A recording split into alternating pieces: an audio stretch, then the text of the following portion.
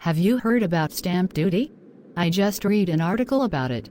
Stamp duty? What's that? It's a tax imposed by the government on various types of transactions, especially on documents or instruments that involve the transfer of ownership or rights.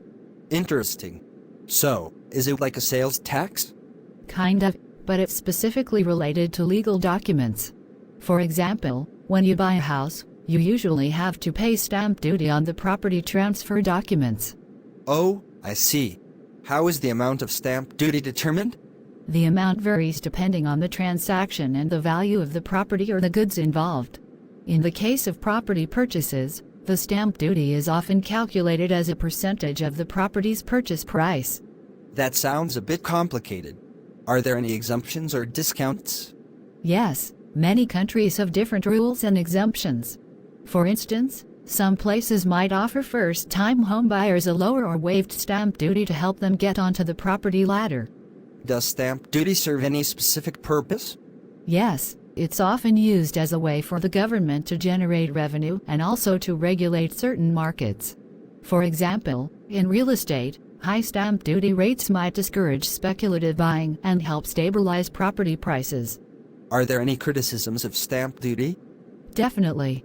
Some argue that it can be a barrier to economic activity, especially when it comes to property transactions. High stamp duty rates might discourage people from moving homes or investing in property. I can see how that could be a concern, especially in areas with already high property prices. Are there any discussions about reforming stamp duty? Yes, in some places, there have been discussions about reforming stamp duty to make it more equitable and to better align with economic conditions. Some suggest that a progressive system, where higher value properties pay higher rates, could be fairer. That makes sense.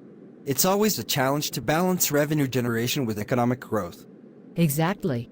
And the specifics of stamp duty can vary widely from country to country, so it's important to understand the local regulations if you're involved in any transactions subject to it. Thanks for explaining.